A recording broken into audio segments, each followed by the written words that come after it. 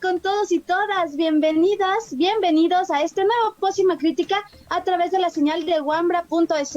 El día de hoy vamos a hablar sobre las mujeres científicas, qué es hacer ciencia en Ecuador.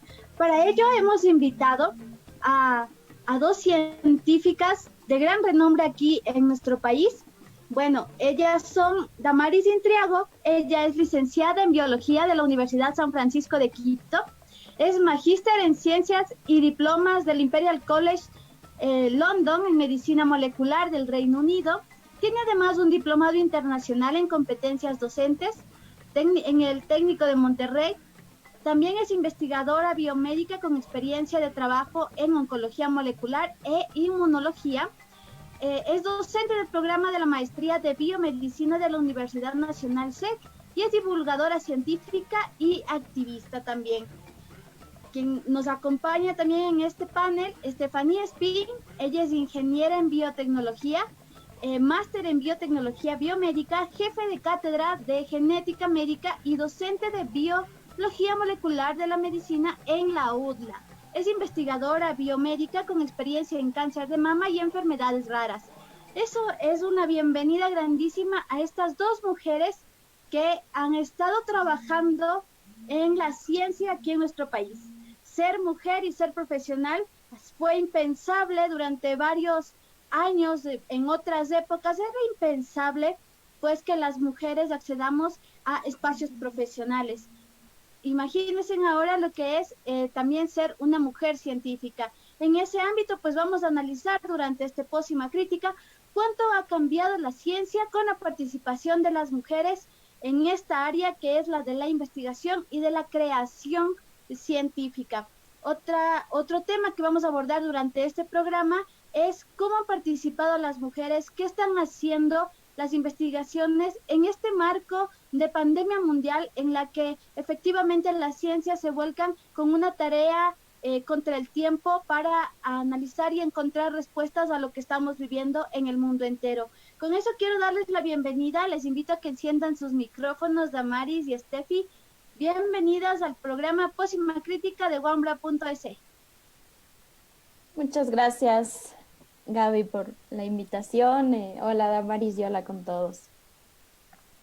Gracias, Steffi. Damaris. Muchas gracias a ustedes por la invitación esta tarde. Hola, Steffi, hola a todos los que nos sintonizan. Pues muy feliz de estar aquí en esta tarde.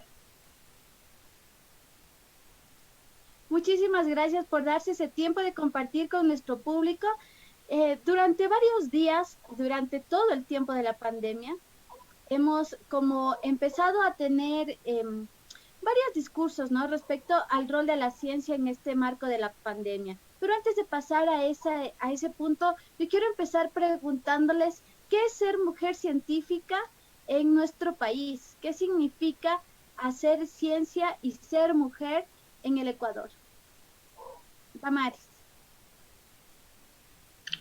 Bueno, pues somos seres humanos con las mismas responsabilidades y también deberíamos tener los mismos derechos, pero por ese mismo sesgo de género que aún existe en la ciencia y pues en nuestro país todavía es bastante pronunciado, pues tenemos muchos más obstáculos para generar ciencia que nuestros colegas varones. Somos personas emprendedoras, entusiastas, nos encanta la ciencia y pues queremos adaptar a la sociedad del mundo con nuevos conocimientos que se puedan traducir en aplicaciones prácticas para mejorar la vida de las personas. Steffi, cuéntanos un poco desde tu mirada. Bueno, yo creo que ser mujer científica en este país es todavía un desafío, es todavía como un campo complicado, digamos, porque quizás ahora en las nuevas generaciones que están entrando a la universidad ya se habla un poco más del tema de equidad de género, ¿no? Pero, por ejemplo, cuando yo inicié la universidad, yo sí considero que fue como una educación muy machista, donde había mucha discriminación. Era una universidad donde había predominantemente varones, aunque bueno, en mi carrera en biotecnología siempre hemos habido en realidad más mujeres. pero es una carrera igual que era nueva. Y creo que sí es como más duro, creo que sí estamos siempre un poco más a prueba, porque tenemos todavía como este chip de pensar que las mujeres que son científicas deben ser genios y deben estar todo el tiempo geniecillas, valga la referencia, y deben estar todo el tiempo demostrando que valen y que se merecen realmente estar ahí. Y creo que eso no es algo que les pasa a los varones. Ellos como que tienen, incluso en general, tienen como más fuerza, ¿no? En la opinión pública, por ejemplo. No sé, tiene como más peso el hecho de que sean varones. Entonces sí ha sido como un trabajo muy duro y yo creo que es justo reconocer aquí también a todas las científicas que han venido antes que nosotras y que están ahora también trabajando, que son muchísimas más, que han ido abriendo camino, han ido abriendo espacios. Por ejemplo, REMSI tiene ahora una campaña que es contra los manes, que es, por ejemplo, el visibilizar también a las mujeres. Y el otro día nos comentaban que ya como que se ha generado un miedo a que te pongan el sellito de Manel, y ya como que se están preocupando también de convocar a mujeres, a expertas, ¿no? Entonces, en el Ecuador creo que en general, ahora ya para hablar del tema concreto del país, es más complicado aún ser científico en ausencia de políticas de investigación, y ser científica más aún porque además de la falta de políticas de investigación, tampoco hay políticas que promuevan la carrera científica. Y entonces, por ejemplo, cuando nosotras, algunas, ¿no? Las que escogemos la maternidad, eso nos complica mucho más porque no hay, bueno, y creo que a nivel mundial no hay como una política, sino que como la carrera científica es producir, generar investigación y demás, cuando llega la maternidad ese proceso pues obviamente disminuye mucho, y creo que ese es un tema que también es muy fuerte y que impide mucho el desarrollo de las mujeres en la ciencia. Ustedes están agrupadas en una red de mujeres científicas. Cuéntenos un poco al respecto de esta, cuándo inicia y bueno, cuál ha sido como el objetivo de agruparse de esta manera y cuáles han sido sus resultados. Cuéntenos un poco de esta red. Estef, Cualquiera. o, o- empecemos con Damaris. Empecemos Ya, con Damaris y luego vamos contigo, Estef. ya. Bueno, es una red que uno de los objetivos es tratar de visibilizar el trabajo de las mujeres, es decir, cuando yo me uní hace casi un año y medio, regresaba de Europa, de haber trabajado ahí un par de años, pues ellas me abrieron las puertas y me acogieron. En ese momento se estaban generando bases de datos que recopilaban también datos de científicas. Se hizo una pequeña campaña en redes sociales hace un año, se denominó Yo Soy Científica, en donde en Twitter se visibilizaba el trabajo de las científicas, poniendo una foto de ellas en el trabajo, en el campo, en el laboratorio, por ejemplo, y se contaba y contábamos qué hacíamos. Otra de las cosas también es visibilizar no solo nuestro trabajo, sino todos estos obstáculos que también tenemos aún por ser mujeres, en todos los niveles, desde que somos niñas, desde estos estereotipos que las niñas tienen que jugar con muñecas o con la cocinita y que los niños tienen que jugar con los camiones, por ejemplo. Entonces, es justo detectar estos estereotipos que hacen que las mujeres no se sientan capaces de seguir carreras científicas porque se sienten menos, se sienten que no son lo suficientemente inteligentes o que no tienen las habilidades necesarias. Entonces, es muy importante hacer una reflexión también para poder destruir estos estereotipos, que a pesar de todos estos obstáculos que la sociedad ha tratado de imponer a las mujeres desde todos los aspectos, desde nuestra vestimenta, desde cómo salimos a las calles, cómo nuestros discursos cuando alzamos la voz se nos tacha de que somos, de que se lo pone en un sentido negativo, ¿no? Que cuando queremos expresar nuestras opiniones no es bien visto. Entonces también hay estos micromachismos, también hay violencia dentro del ámbito académico, que es importante reconocer para poder invitar a que nuestros colegas varones también tengan conciencia de que esto no es correcto, que esto es discriminatorio y que eventualmente se requiere pensar y repensar formas para que las mujeres puedan incluirse en el ámbito académico sin ningún tipo tampoco de estas, por ejemplo, yo no estoy de acuerdo con las cuotas de género, en donde porque somos mujeres se nos da ciertos puntos extras para acceder a trabajos, a ciertas posiciones, sino que deberíamos todos tener las mismas oportunidades para poder educarnos bien y poder competir por los mismos. Invitar a que nuestros colegas también tomen conciencia de que es puestos, pero por méritos, no porque somos mujeres. Entonces, hombres y mujeres tenemos las mismas capacidades, ambos somos muy competentes en lo que hacemos, entonces nunca debería haber esa diferencia, porque siempre hemos sido seres humanos y es bastante triste que aún sigamos lidiando con este tipo de situaciones bastante, yo le llamo un poco cavernícolas, de que nosotros tengamos que mostrar que somos seres humanos como hemos sido y debemos ser respetadas por eso. Entonces, es justo un poco de lo que ha sucedido. Tienes un montón de razón, Damaris, y es que la representación, digamos, es fundamental en todos los ámbitos, ¿no? Por ejemplo, en el tema de los medios de comunicación, siempre las mujeres han sido retratadas de una cierta manera y estos son los estereotipos que se han ido como sosteniendo y de la misma manera en todas las áreas, ¿no? Vemos que esto se repite en cada uno de los espacios en los que hemos podido hablar, que es la medicina, que es la justicia, que es la educación, y bueno, pues en la ciencia también ustedes nos cuentan a lo que se están enfrentando. Y digamos, esto permite también que, como decías, las niñas también se sientan empoderadas y vean en esa posibilidad, vean también esas alternativas de vida y que son posibles, ¿no?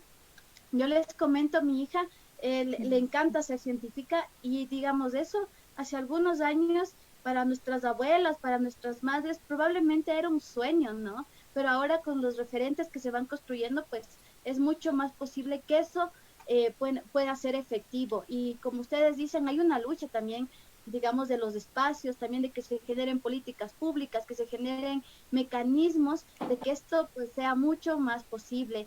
Pero además, digamos, de esta parte de la ciencia, digamos, de en sí, de la participación de las mujeres, ¿creen ustedes que hay una mirada que pueden aportar las mujeres hacia la ciencia? Steffi, tal vez tú puedes contarnos algo sobre la ciencia, como cualquier otra área, está concebida, digamos, desde una mirada masculina. ¿Cómo aportan las mujeres a construir una ciencia desde esta mirada de las mujeres y de las diversidades sexogenéricas también? Steffi. Sí, sí, Gaby, sabes que justo, bueno, estamos, creo que Damaris y yo un poco más vinculadas al área de las ciencias, ligadas un poquito más a la medicina, a la biología. Eh, y, por ejemplo, la medicina tiene como una deuda histórica con las mujeres porque al inicio el estudio de la anatomía del cuerpo, por ejemplo, era solamente del cuerpo masculino.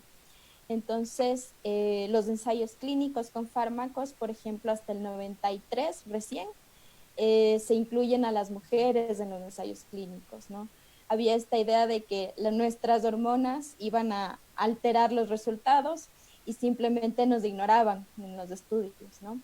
Y entonces eso se ha visto reflejado en que hay muchas prácticas médicas que no son iguales en varones y en mujeres. Por ejemplo, detectar un infarto en un varón no es lo mismo que detectar en una mujer. Eh, las reacciones adversas a los fármacos son mayores en nosotras porque no éramos parte de la investigación al inicio. Ahora mismo, en esta pandemia, lo que estamos viendo es que el diseño de las mascarillas, por ejemplo, no contemplan un rostro femenino promedio. No sé si ustedes se han dado cuenta, pero a mí, por ejemplo, no me aprieta como debería, ¿no? Y los cinturones de seguridad, por ejemplo. Bueno, hay un sinnúmero de cosas que no, en donde no se ha incluido a las mujeres como objetos de estudio y que recién cuando las mujeres se incorporaron en las ciencias, pues empezaron a decir, esto está haciendo falta, ¿no? Entonces, nosotros creemos que siempre es necesaria la mirada de ambos eh, géneros y de las diversidades también, para que pueda construirse realmente una una ciencia que pueda ser aplicada para todos. Entonces, la inclusión de las mujeres en la ciencia cambia las relaciones entre géneros, pero también cambia el contenido de la ciencia. Entonces, por ejemplo, en otras áreas decían quienes tenían que diseñar las ciudades, por ejemplo, en lo que es urbanismo también se están desarrollando muchas arquitectas que tienen propuestas que dicen que todo lo que es doméstico, todo lo que es maternal, ha sido dejado de lado, por ejemplo, ¿no? Por otro lado, los horarios, por ejemplo, de los metros, era otro ejemplo, decían que quizás no tomaban en cuenta actividades que las mujeres sí tienen y que ellas cuando se incluyen en programar horarios de los metros o de los transportes se dan cuenta de que también hay que ir al supermercado y otras cosas que tradicionalmente pues nos han cargado a nosotras. Entonces es fundamental que las mujeres se hayan involucrado en la ciencia, no solo porque también ocupen los mismos espacios, sino porque el contenido de la ciencia cambia también. Es curioso, pero por ejemplo la respuesta de los animales de laboratorio es distinta cuando el investigador es varón o cuando es mujer, ¿no? Entonces por eso siempre es necesario la equidad de género. Entonces otro tema ha sido, por ejemplo, el tema de la ginecología. Hay como muchos mitos sobre la sexualidad femenina y es porque las mujeres no habían podido involucrarse en esto antes, ¿no? Y aún cuando se hablaba de ginecología, pues predominaban los criterios masculinos. Entonces, creo que sí ha sido muy importante y ahora creo que hay mujeres en las distintas ciencias, pero sí quiero recalcar que a nivel global, del 100% de científicos, solo el 30% somos mujeres. Todavía hay como esa brecha grande. Con todo lo que ustedes me han contado, pues a mí me llama a pensar qué está sucediendo en este contexto, digamos, donde son las ciencias efectivamente las que se ponen contra el tiempo a luchar contra esta enfermedad, ¿no? Que la investigan, que van analizando cómo se comporta, cuáles son, por ejemplo, las posibles soluciones, los posibles medicamentos que podemos utilizar para curar esta enfermedad, ¿no? Las vacunas y tal. Yo quiero preguntarles, ¿qué están haciendo las mujeres científicas para enfrentar la pandemia? Damaris. Bueno, yo les puedo contar un poco desde el área de la inmunología, que es algo que me encanta bastante. Yo la exploré hace unos años a nivel de cáncer de mama, inmunología tumoral, pero ahorita estoy un poco aprendiendo también sobre esta área que todavía tiene muchas preguntas, ¿no? Y veía justo hoy un webinar de dos investigadoras de la Universidad de Manchester, en donde habían hecho análisis de el comportamiento de los pacientes a nivel inmunológico. Es decir, trataban de encontrar estas claves que nos permitan entender cómo se comportan ciertos pacientes, por ejemplo, pacientes que tienen fases severas de COVID-19, que es justo donde hay estas complicaciones e incluso puede llevar a la muerte.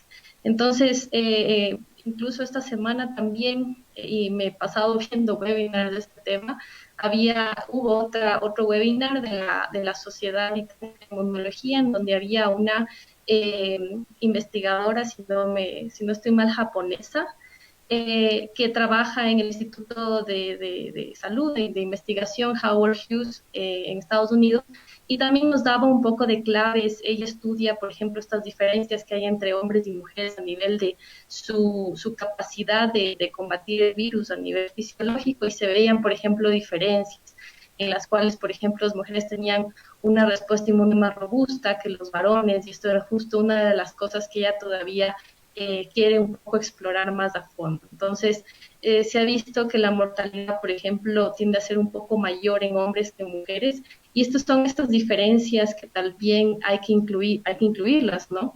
En el análisis de cómo, como los seres humanos reaccionamos a la infección contra este SARS-CoV-2, para también que encontrar estas claves que nos permitan generar estrategias para desarrollar tratamientos que puedan ayudar a los pacientes. Entonces, creo que no solo en inmunología, sino también en otras áreas, en virología, en estudiar estas variantes del virus que puedan estar circulando a nivel de países. Por ejemplo, tenemos aquí en el Ecuador, en la Universidad San Francisco de Quito, un grupo multidisciplinario liderado por un científico que es Paul Cárdenas, el doctor Paul Cárdenas, en el cual varias de las colaboradoras son mujeres.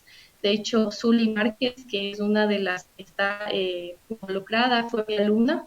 Yo en una etapa fui profesora en la Universidad de San Francisco y ella fue mi alumna y estaba haciendo su máster en microbiología. Entonces, creo que a nivel de país, a nivel mundial, las mujeres están muy involucradas en investigación en muchos ámbitos para tratar de justo dilucidar todas estas preguntas que todavía tenemos pendientes sobre el virus, de su estructura, por lo científico. Creo que es muy importante también que haya políticas de inversión para que no solo hombres, no solo mujeres, sino también hombres, todos juntos podamos investigar. Aquí no se hacen, por ejemplo, investigaciones a nivel de genética poblacional. Nosotros somos una población híbrida. Sería muy interesante estudiar cómo es que la infección se comporta en nuestra población, ¿no? Tomando en cuenta estas características genéticas particulares que tenemos como población ecuatoriana. Entonces, creo que también nos falta apoyo en políticas públicas, apoyo en la investigación científica, porque pues sí es bastante triste escuchar cómo colegas nos cuentan que tienen muchas dificultades para hacer investigaciones que deberían estarse haciendo no solo en un laboratorio, sino en varios, justo para contribuir a generar el conocimiento que necesitamos para resolver el problema de la pandemia a nivel de nuestra población, porque no podemos extrapolar lo que pasa en otras poblaciones con la nuestra, y creo que es hora que nosotros como país invitamos para poder generar nuestro propio conocimiento y que tenga que ver con nuestro escenario particular. Y digamos, un empoderamiento del Estado, pero también de la sociedad, de considerar a la ciencia como algo relevante, como algo que nos mantiene, digamos, eh, en estabilidad, creo yo, a nuestra sociedad.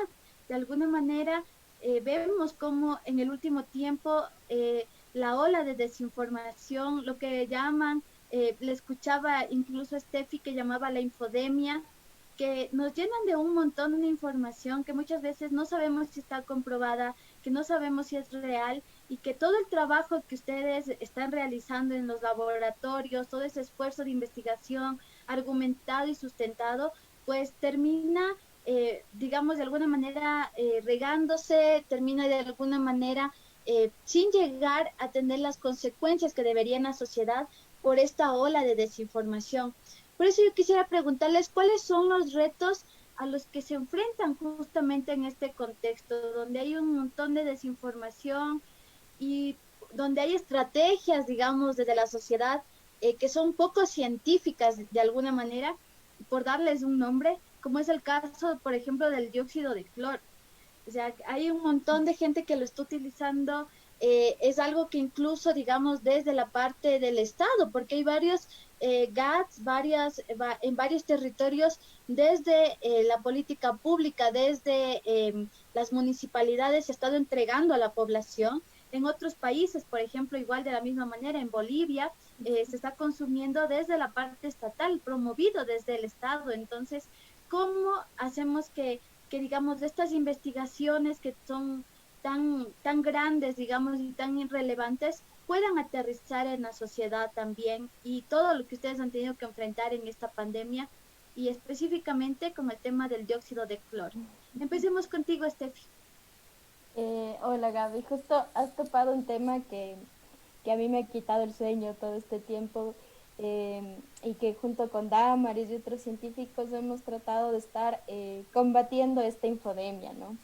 Realmente la Organización Mundial de la Salud tiene como toda una página sobre la infodemiología, dicen ellos, porque ha puesto en riesgo a la población en dos sentidos, ¿no?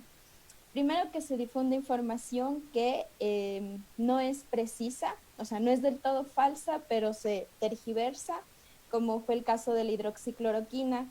En el caso, había un estudio muy chiquitito que demostraba algo de eficacia, pero con muchas limitaciones metodológicas. Eh, Donald Trump se hizo eco de esto y algunos otros mandatarios, y la gente empezó a tomarla y aquí también se distribuyó. En Guayaquil, por ejemplo, lo distribuyeron para la prevención, ¿no?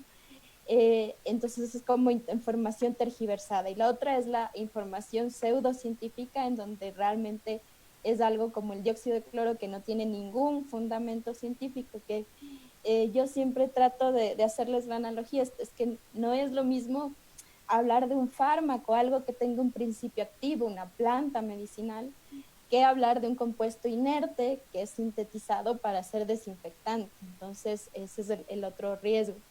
Bueno, y hay un tercer riesgo, que es que la gente deja de adherirse a las medidas de prevención porque confía en estas otras cosas. Entonces, hay gente que, por ejemplo, hay movimientos antimascarillas muy fuertes, hay movimientos, otros que dicen, bueno, si me tomo dióxido de cloro, entonces no me va a pasar nada y tampoco soy infeccioso, entonces no me pongo mascarilla. Entonces también ponen en riesgo a la población. Entonces, justo hace poquito yo trataba, he escrito algunos artículos, he tratado de dar entrevistas sobre dióxido de cloro, pero yo siento que por más argumentos científicos que estemos poniendo, no logramos llegar a la gente.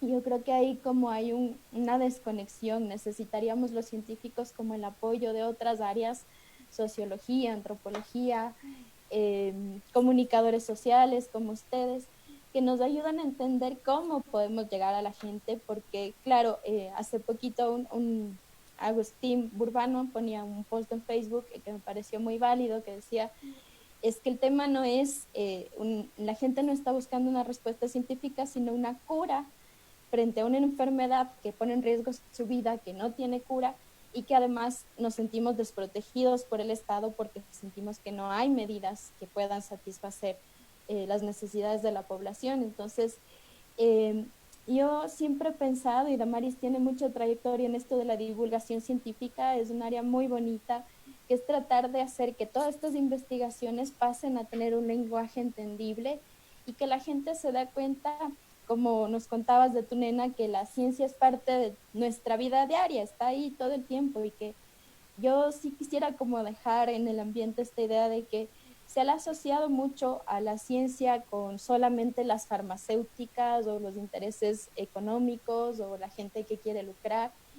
Eh, y no es eso en su esencia la ciencia, ¿no? Si bien las farmacéuticas hacen ciencia y por eso sus fármacos funcionan, tampoco es que no lo hacen, tienen que regirse a las normas, pero también hay científicos de todo tipo, ¿no? Entonces siento en la gente también como ese sesgo de no hay que creer en la FDA porque es pro farmacéuticas, las farmacéuticas quieren manipularnos y demás, y lucran. Y sí es cierto, pueden tener principios que son cuestionables, pero la FDA se rige también por métodos científicos porque es la comunidad científica que está detrás de eso, demandando que haya principios bioéticos y que haya método científico. Entonces también como invitarles a no desconfiar tanto de la Organización Mundial de la Salud. Es lo que tenemos, ¿no? Quizás las cosas podrían mejorar, pero el hecho de que hayan errores no quiere decir que la ciencia no sea algo en lo que se pueda confiar. De hecho, si nos ponemos a ver, la expectativa de vida antes de que haya desarrollo de la medicina y desarrollo científico era de 30 años.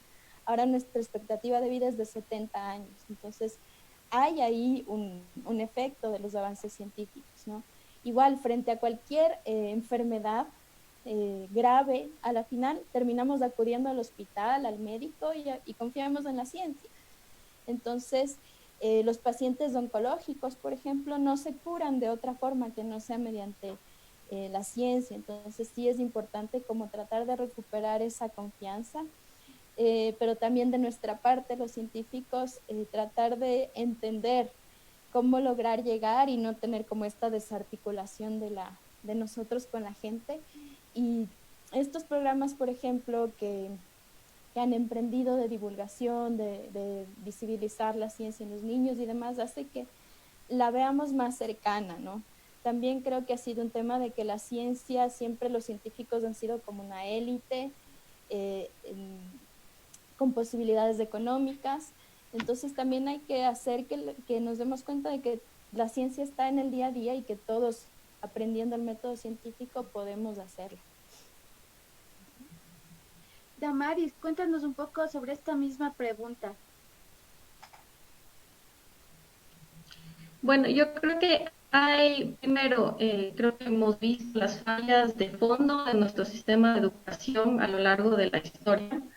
Una educación bastante memorística, una educación en la cual nos enseña a los estudiantes a empoderarse del conocimiento y a aprender, que es justo lo que se busca con la nueva pedagogía constructivista, en la cual los alumnos aprenden a generar sus conocimientos y también habilidades que les permiten defenderse y cuando tengan obstáculos y problemas en sus vidas pueden saber cómo generar la información o obtenerla para poder tomar las mejores decisiones. Entonces, creo que parte también de la educación en general en todos los ámbitos, ya sea si estemos hablando de matemáticas, ciencias, es también el conocimiento de cómo funciona la ciencia, no solo los pasos del método científico, sino que la ciencia también tiene un tiempo.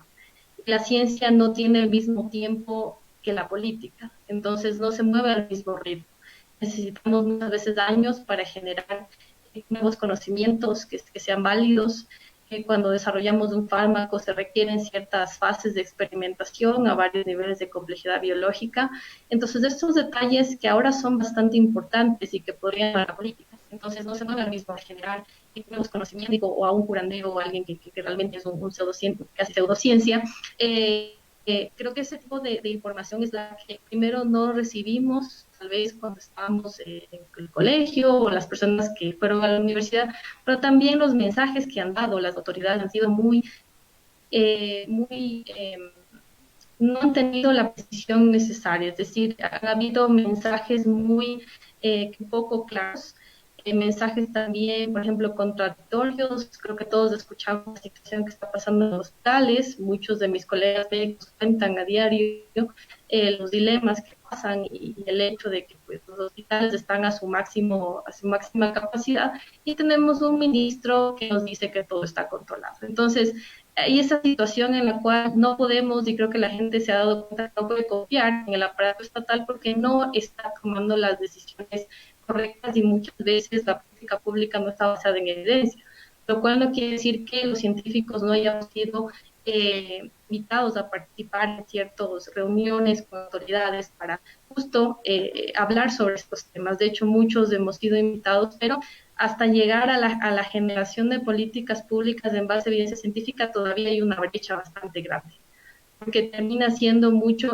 el interés tal vez económico, político, y eso hace que la ciencia se quede relegada, ¿no? Y que sea simplemente un punto más a discusión, pero realmente no ejerce ningún tipo de impacto en las políticas públicas. Entonces, creo que la educación y también la divulgación científica son mecanismos que permiten a la sociedad acercarse a los científicos, porque como decía Steffi, se los ve todavía como un grupo elitista, un grupo poco antisocial, un grupo que no está en contacto con las personas.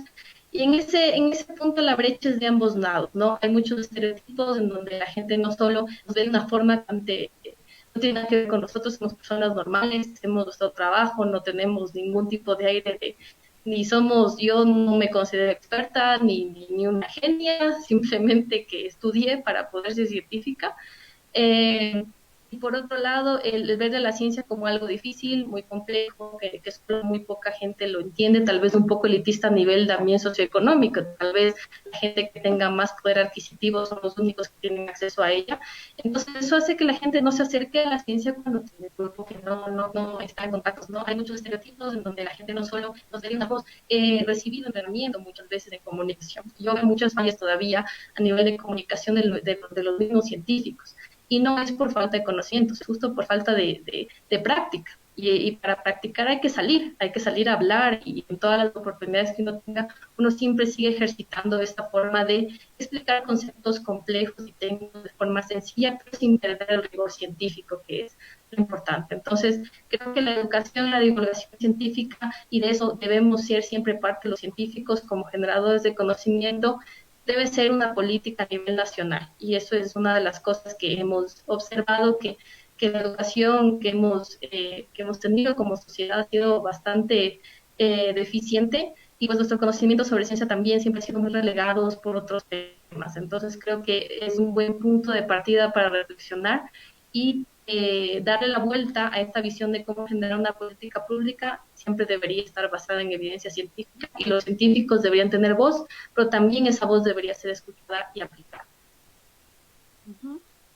Sí, saben, ustedes me hacen pensar de alguna manera, como ustedes dicen, la política, los ritmos de la política son unos, tienen que tomar decisiones, dar respuestas. De hecho, era un Estado que debía estar preparada para una contingencia, ¿no? Debía estar preparado un sistema de salud adecuado, un sistema de justicia para recibir a las mujeres en el caso de que estén sufriendo violencia de género en el encierro. O sea, esta crisis nos da cuenta de que en la parte administrativa del Estado hay unas falencias abismales. Y como ustedes dicen, la parte, en cambio, de investigación de la ciencia está en otro ritmo, está haciendo su trabajo, está como haciendo sus evaluaciones, hallando los resultados, y pues no pueden ir como a la par. Pero sí hay, digamos, una intervención, digamos, de ciertos grupos que tienen una visión política de cómo debe ser la ciencia, de cómo debe vivir y cómo debe existir la sociedad. Y eso me preocupa en la medida de que no es algo reciente.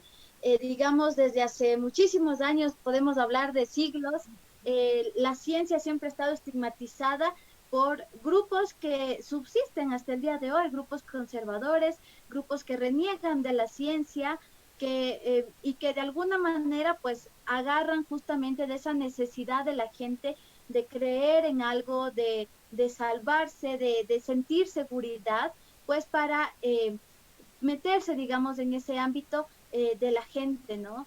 Y creo que esto nos da mucho cuenta cómo han participado, digamos, de estos discursos personajes políticos, como por ejemplo tú decías, Steffi Trump en Estados Unidos, que ha sido quien más ha masificado el discurso. Tenemos a Bolsonaro también en Brasil, que es uno de los políticos también que incluso se negaba él mismo a usar las mascarillas y a difundir estos discursos. Áñez en Bolivia también, entonces, y que coinciden en algo. Ellos son parte de una política conservadora, de una política antiderechos. Entonces, quiero como preguntarles sobre eso. ¿Cómo, digamos, ese reto al que la ciencia se ha enfrentado históricamente con estos grupos? Estefi.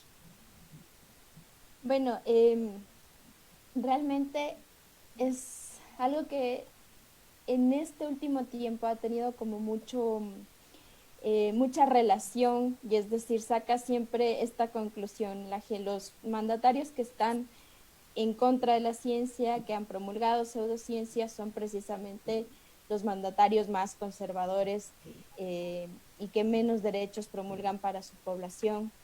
Y tienen como ese factor en común, ¿no? Pero yo creo que es quizás un tema reciente, porque yo creo que antes muchos otros mandatarios, siendo conservadores, incluso como que aprovecharon de la ciencia, ¿no? Y es por eso que yo siento que estamos en un retroceso brutal como civilización, porque hay esta negación de la ciencia, y hay temas como el de la pandemia, por ejemplo, que es netamente científico. O sea, como decía Damaris, las decisiones deben ser tomadas basadas en evidencia, ¿no? Las decisiones políticas, las decisiones de medidas públicas.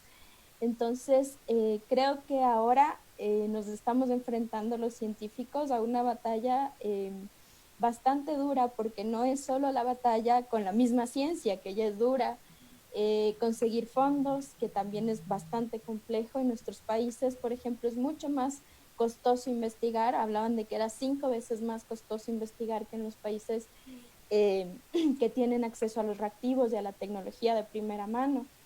Entonces, ya ahora tenemos como otra batalla más, que es la batalla contra los políticos anticiencia y los tomadores de decisiones que están haciendo caso omiso de la ciencia. Entonces, sí es un panorama muy complejo.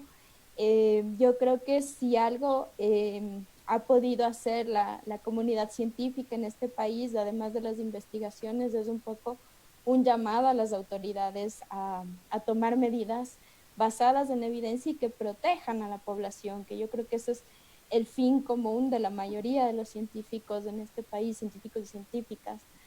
Y creo que es preocupante. El otro día leía un estudio en donde la cuarta causa más importante de la infodemia, por ejemplo, en unas como 10.000 publicaciones o noticias en la web, era Donald Trump, por ejemplo, ¿no? Bolsonaro, que como tú mismo mencionas, nunca quiso usar mascarilla, creo que lleva siendo positivo para COVID por segunda vez, no estoy clara en eso, pero me parece que eso es bastante peligroso para la población porque empiezan a proliferar, o sea, crean un ambiente propicio para que prolifere la infodemia y le dan como cierta legitimidad, ¿no?, a esta pseudociencia. Y yo por eso esperaría que hasta cierto punto quienes son más críticos, quienes se dan cuenta que estamos perdiendo derechos de nuestra población, se den cuenta también de que la ciencia de hecho está procurando reclamar esos derechos y está procurando proteger a la población, entonces no es lo contrario. Entonces me da esa sensación de que ahora como que ser anticiencia lo consideran como ser antisistema y estamos viendo en la práctica que es al revés. En realidad ser anticiencia es ser pro sistema y pro estos gobiernos que son bastante conservadores. Sí, no, eso me llamaba un montón la atención a mí en redes y tenía discusiones, gente que me bloqueó, gente que se fue de mis redes después de dejarme letanías muy fuertes. Y era gente, digamos, que estamos en el área de los derechos humanos, que estamos como, que se dicen de izquierda, defensores de derechos, y yo decía, ¿en qué momento te pones en la misma línea que Bolsonaro y de Trump a defender la anticiencia, ¿no? O sea, era como algo que me llamaba mucho la atención, pero también me llamaba la atención, digamos, como el dióxido de cloro, que como ustedes mismos decían, algo que es sintético, algo utilizado para hacer desinfección, se coloca como una medicina ancestral.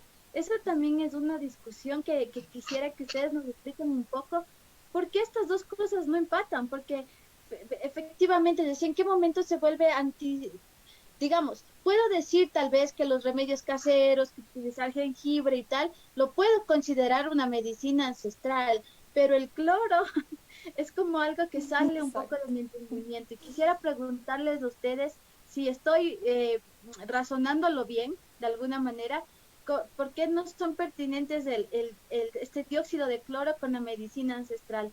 Damaris. Bueno, yo voy a tomar las palabras de uno de mis colegas químico de la Escuela Politécnica Nacional. Él hizo una importante contribución en una reunión de la Comisión de Fiscalización en la Asamblea, que fue la misma que dio cabida para que Adrián y sus fans estén ahí promocionando el producto. Entonces, es lo que decía, es si justo había esta divergencia entre, por ejemplo, en la comisión habían personas que eran parte de comunidades, de grupos étnicos, de ecuatorianos. Entonces ellos decían, pero es que estamos hablando de medicina natural. Y le decía, primero, el dióxido de cloro no es un compuesto que es generado por ninguna planta en ninguna parte del mundo. Entonces, es verdad que hemos encontrado ciertos principios activos en plantas, en nuestra biodiversidad, y esto deberíamos estar estudiando, por ejemplo, pero no podemos mezclar y comparar, como yo digo, papas con manzanas.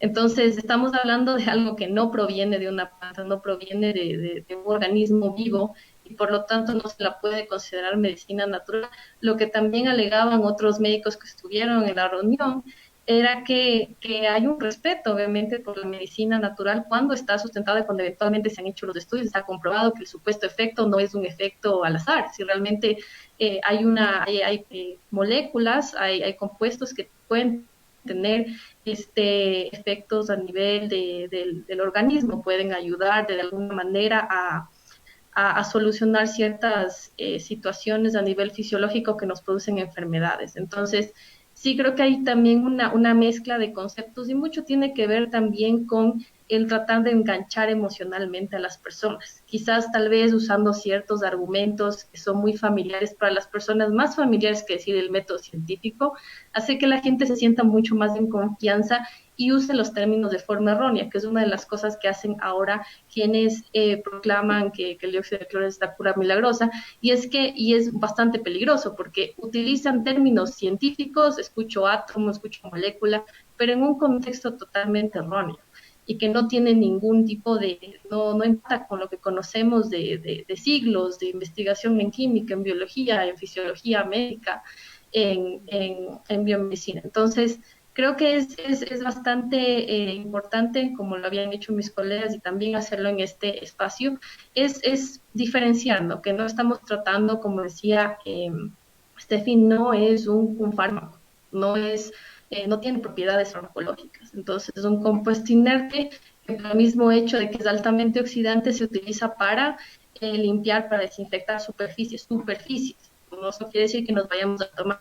Y por el mismo hecho de que puede destruir proteínas, y las proteínas no solo están presentes en la parte externa del virus, sino también en nuestras células. Entonces, no hay tal con decir de que solo mata al virus, entre comillas. Los virus no son seres vivos, que no solo elimina al virus, sino que también que solo elimina el virus de forma selectiva, es una de las cosas que están alegando. Entonces, no tiene ninguna base, incluso han dicho de que han incluso indicado que hay selectividad por pH, o sea, realmente es una confusión de términos de química 1 que recibimos primer año de universidad. Entonces, gente que no está familiarizada con estos conceptos básicos de química, que quizás hasta psicosociales y no estudió, no, porque no le interesaba esa área, pero tampoco adquirió sus conocimientos, entonces es muy, no es un desinfectar superficies, como son este tipo de mentiras, porque se las disfraza como semiverdades científicas, porque se utilizan términos científicos, pero están utilizados de forma errónea.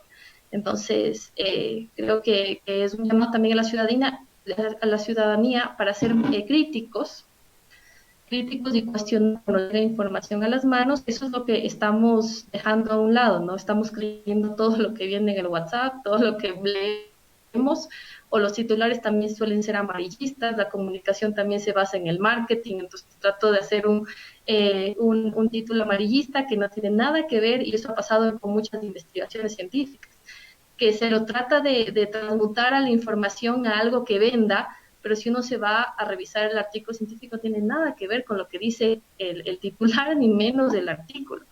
Entonces creo que la gente le está dando un crédito a los medios de comunicación demasiado grande, como que ellos son quienes están filtrando la información de manera adecuada, y a veces no lo hacen porque los comunicadores no siempre tienen formación en ciencias exactas.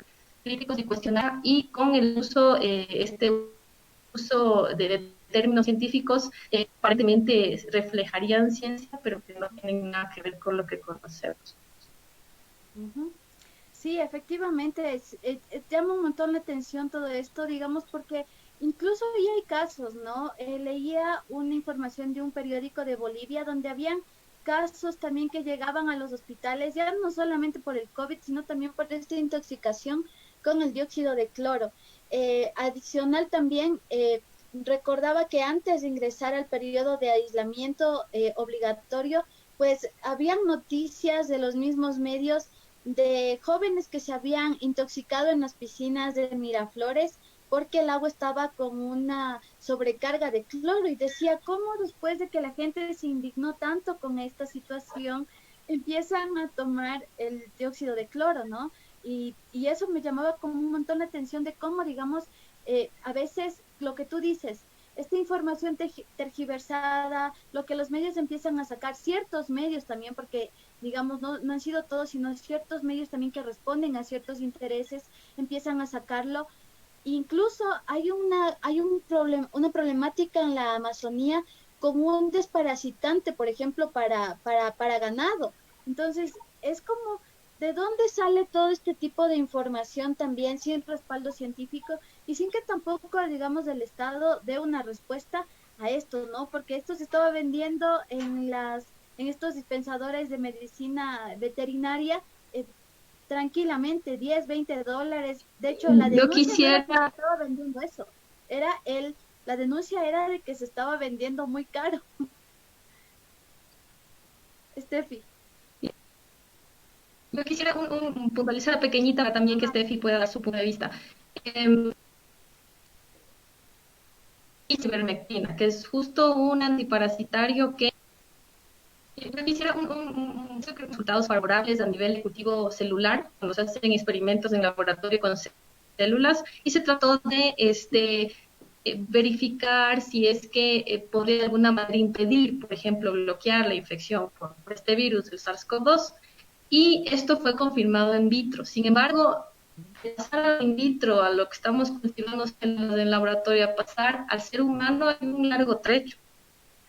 Y creo que ahí parte de la tergiversación también tuvo que ver con ciertos médicos que no están muy enterados de estos procesos de investigación preclínica y tomaron, tal vez también por la desesperación de sus pacientes, de pasar al in vitro que fallecían, tomaron como que, bueno, sirve in vitro, entonces así sirve directamente a un ser humano. Entonces no tiene ningún sentido a nivel científico, pero también fue tergiversado por médicos que tal vez no tienen la formación necesaria y por eso, y yo lo he visto en muchos estudiantes de medicina, que la educación a nivel de esta carrera sí tiene muchas falencias, ¿no? Falencias a nivel de análisis de literatura científica. Entonces, creo que también hay que ver ese otro lado. Hay médicos que también se han puesto del lado de la pseudociencia, incluso el dióxido de cloro, y lo están promocionando, incluso dándole a los pacientes como que es ya un remedio y no hay ningún tipo de evidencia que tenga, y tampoco por sus propiedades inherentes. Entonces, creo que también hay dos lados, ¿no? El desconocimiento de la población y también el desconocimiento y tal vez la mala fe de ciertos médicos que pues, están tratando de lucrar con esta situación y pues realmente es algo antiético e inmoral, ¿no? Se nos va cerrando el tiempo, se nos va acabando el tiempo, pero quiero como justo terminar con esto. Hay falencias, digamos, en el sistema educativo, en todo el Estado, digamos, para respaldar las investigaciones que ustedes están realizando y la manera como esto se efectiviza en la sociedad, ¿no? Y no queremos decir, digamos, que es una verdad inacabada. Eso también me parece que es importante que mencionarlo, que no estamos defendiendo o que es algo como que esto es la realidad, sino que estamos como de alguna manera entendiendo que hay procesos que hay que respetar, que hay como alternativas. Por supuesto que hay alternativas con lo que nos acabas de decir de este desparasitante que puede tener reacciones, pero que hay que investigarlo y estar seguras de que no va a ser contraproducente para nuestros cuerpos y pues creo que eso es lo fundamental, ¿no? Que no hay verdades acabadas y que más bien es bueno ponernos a discutir estas temáticas para saber por dónde caminar. Vamos cerrando este programa, lamentablemente tenemos solo una hora, les invito para que puedan concluir sus respuestas, si quieren decirle algo más a nuestro público, pues para empezar con la despedida. Steffi. Bueno, muchas gracias por la invitación, ha sido una linda conversa, siempre nos falta tiempo. Yo simplemente quiero hacer como un llamado a que permitamos que hayan espacios precisamente de diálogo donde podamos entendernos, donde podamos intercambiar criterios y que se genere también una cultura científica en la población, que sí necesitamos también. Este es un esfuerzo de los científicos que ahora lo hemos hecho dedicando tiempo extra de donde no tenemos sin dormir, etcétera, estar comunicando, estar divulgando ciencia. Necesitamos también el apoyo de la población, pero también necesitamos políticas de investigación, políticas que promuevan el desarrollo de la carrera científica, y aquí en el país, como en otros países de Latinoamérica, también podamos estar desarrollando, por ejemplo, nuestros propios fármacos. Tenemos precisamente esta sabiduría ancestral y la biodiversidad que tenemos en el país. Entonces tenemos mucho potencial, tanto en conocimiento, en talento humano, en riqueza biodiversa. Lo que necesitamos son políticas de investigación y también políticas de regulación de la investigación. Yo sí quiero en eso ser un poquito enfática.